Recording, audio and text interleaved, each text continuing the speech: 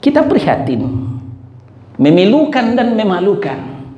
Di sebagian daerah masih kental budaya ruatan. Apa itu ruatan? Ruatan itu, WJS Purwadarminta mengatakan upaya membebaskan orang dari nasib buruk yang akan menimpa. Konon ceritanya ruatan berasal dari dongengan Hindu Buddha yang bersifat mitos. Alhamdulillahi Rabbil Alamin Ar-Rahmanir Rahim. Faqala Allah tabaraka wa ta'ala fi kitabihil karim. A'udzu billahi minasy syaithanir rajim. Fadhkuruni adzkurkum washkuruli wala takfurun. Ikhwana fiddin azakumullah. Saudara-saudara kaum muslimin jemaah Jumat Masjid Raudatul Jannah, Pasar Kebun Kembang, Kota Madya Bogor yang dimuliakan Allah. Allah Subhanahu wa ta'ala ternyata bukan hanya menciptakan kita begitu saja.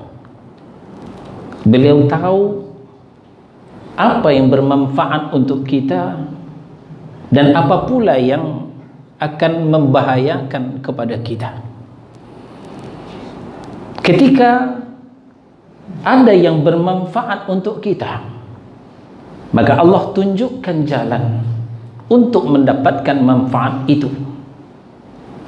Sebaliknya, ketika ada yang membahayakan untuk kita, Allah tunjukkan juga jalan untuk menghindar daripada bahaya itu.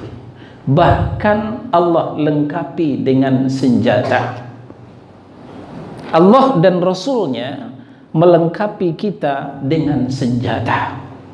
Inilah yang disebut dengan Hisnul Muslim, senjata orang-orang Islam.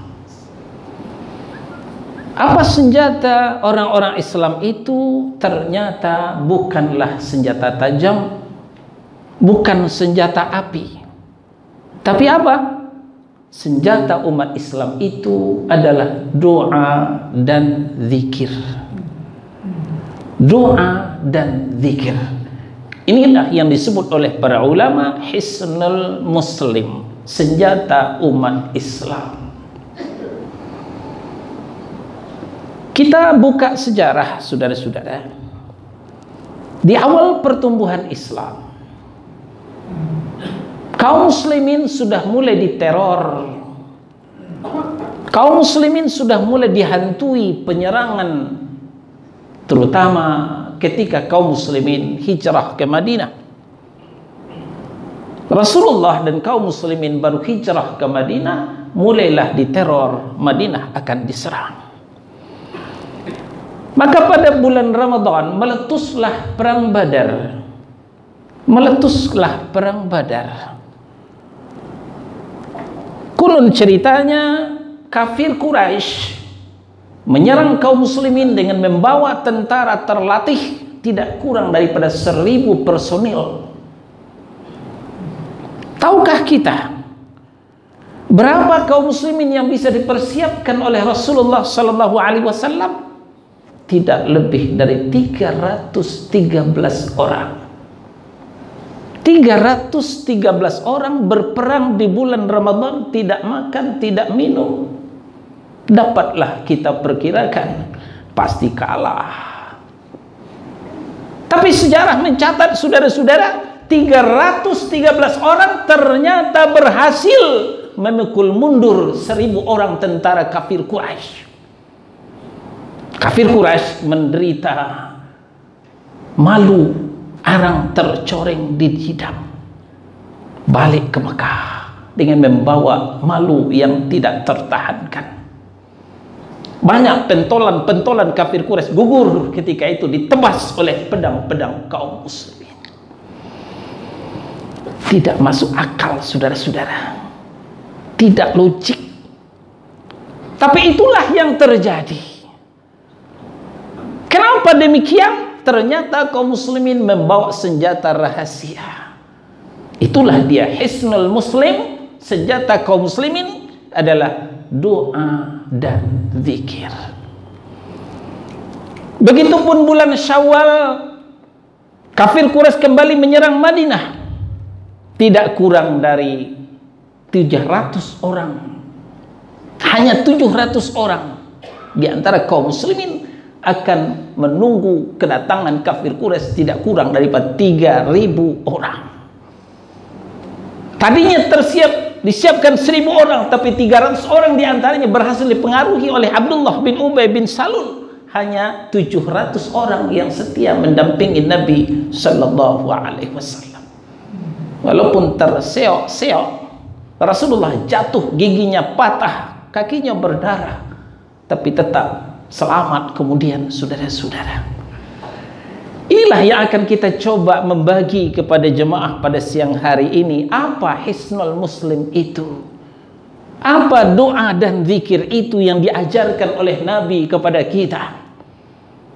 Di samping selesai salat fardu kita berdoa dan berzikir.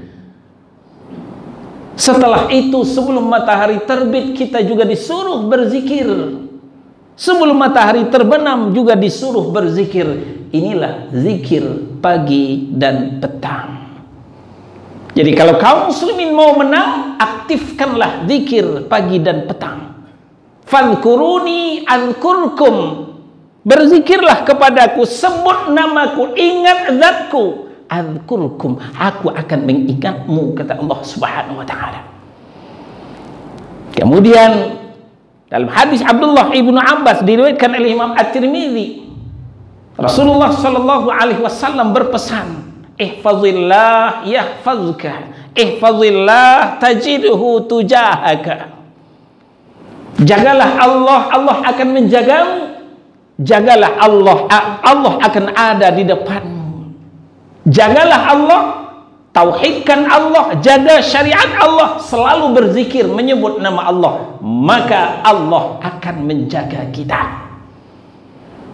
Mari kita lihat di antara zikir yang diajarkan oleh Nabi Sallallahu Alaihi Wasallam. Memang banyak, saudara-saudara, tidak akan cukup waktu memaparkannya, tapi kita sebutkan beberapa untuk memacu dan memicu kita untuk kembali menghafal zikir. Kalau tidak hafal, sekarang sudah banyak buku kecil dicetak seperti ini, tinggal kita kantongin, kita bawa kemana-mana, baca. Tidak cukup di kantong ini saja, dibaca. Di antaranya, selesai kita membaca ayat kursi, Al-Ikhlas 3 kali, Qul huwallahu ahad, Al-Falaq 3 kali, Qul a'udzu birabbil falaq, An-Nas 3 kali, Qul a'udzu birabbin nas. Lalu kita lanjutkan, asbahna wa asbahal mulku lillah walhamdulillah la ilaha illallah. Artinya kami telah memasuki waktu subuh dan kerajaan hanya milik Allah. Segala puji bagi Allah. Tidak ada ilah yang berhak diibadai dengan benar selain pada Allah yang Maha Esa. Kemudian kita lanjutkan, Rabbi as'aluka khaira ma fi hadzal yaumi wa khaira ma ba'dahu wa a'udzu bika min syarri ma fi hadzal yaumi wa syarri ma ba'dahu. Ya Rabb, wahai Tuhanku, as'aluka khaira ma fi hadzal yaumi, aku minta kepadamu kebaikan pada hari ini. Hari ini beruntung sajalah hidupku ya Allah, jangan ada yang merugi, jangan ada musuh yang menyerang, jangan ada penyakit yang mendekati kami. Kemudian setelah kita minta, wa khaira ma ba'daha, dan beri jugalah kami kebaikan setelahnya. Wa a'udzu bika min syarri ma fi hadzal yaumi. Ya Rabb, aku berlindung kepadamu daripada keburukan hari ini, daripada kejahatan pada hari ini, daripada penyakit menular pada hari ini, termasuk COVID-19, virus corona. Wa khaira ma ba'dahu wa syarra ma ba'dahu, dan juga aku berlindung daripada kejahatan setelahnya. Sebelum matahari terbit kita minta sehari itu yang baik saja, jangan ada yang buruk. Lalu di sore hari sebelum matahari terbenam, kita ganti redaksi. Rabbi, as'aluka khaira ma fi hadhihi lailah wa khaira ma ba'daha. Wa a'udzu bika min syarri ma fi hadhihi lailah wa syarri ma ba'daha. Wahai Tuhanku, aku minta kepadamu kebaikan pada malam ini dan kebaikan setelahnya. Aku berlindung kepada Engkau daripada kejahatan, keburukan, kemalangan pada malam ini dan juga keburukan setelahnya. Kurang apa lagi, saudara-saudara? Kita serahkan keselamatan kita kepada Allah Subhanahu wa ta'ala. Ini baru safety pertama. Kita mengamankan diri kita dengan safety berlapis. Ini baru safety pertama. Safety kedua, kita baca lagi. Allahumma bika asbahna wa bika amsayna wa bika nahya wa bika namut wa ilaikan nusyur. Ya Allah, dengan rahmat dan pertolonganmu aku memasuki pagi, dan dengan rahmat dan pertolonganmu aku memasuki petang. Dengan rahmat dan pertolonganmu aku hidup, dan dengan rahmat dan pertolonganmu aku akan meninggal nanti. Sorenya tinggal kita balik. Allahumma bika amsayna wa bika asbahna. Tinggal kita balik saja redaksinya. Safety ketiga, Bismillahilladzi la yadurru ma'asmihi syai'un fil ardi wala fis sama wa huwas samiul alim. Dengan menyebut nama Allah, la yadurruhu ma'asmihi syai' fil ardi wala fis sama. Tidak akan ada yang membahayakan sedikit pun bersama nama Allah, baik di bumi maupun di langit. Innahu huwas samiul alim. Sesungguhnya Allah itu maha mendengar lagi maha mengetahui. Kita baca 3 kali pagi, 3 kali petang. Lanjut. A'udzu bi kalimatillahi tammah min syarri ma khalaq. Aku berlindung dengan kalimat-kalimat Allah yang sempurna. Min syarri ma khalaq, dari kejahatan yang Allah ciptakan. Kejahatan itu ternyata juga ciptaan Allah. Allah menciptakan berpasang-pasangan, ada pagi, ada petang, ada siang, ada malam, ada yang baik, ada yang jahat. Ibarat kita ketemu dengan anjing, jangan lari, di Uber kita di anjing. Bagaimana caranya? Panggil yang punya. Panggil yang punya, kadukan kepada yang punya akan manggil. Sini. Anjing itu kan berbalik. Begitupun kita berhadapan dengan kejahatan, maka kadukan kepada yang punya. Siapa yang bikin kejahatan? Allah. Kadukan kepada Allah. Allah lah yang akan melumpuhkan kejahatan itu. Tidak akan mampu melawan kita. Inilah senjata orang Islam, saudara-saudara. Belum semuanya kita paparkan karena waktu yang terbatas. Silahkan membuka doa dan wirid yang diajarkan oleh Nabi sallallahu alaihi wasallam. Aqulu qawli hadza astaghfirullah li wa lakum walisairil mu'minina wal mu'minat wal muslimina wal muslimat fastaghfiruh innahu huwal ghafurur rahim.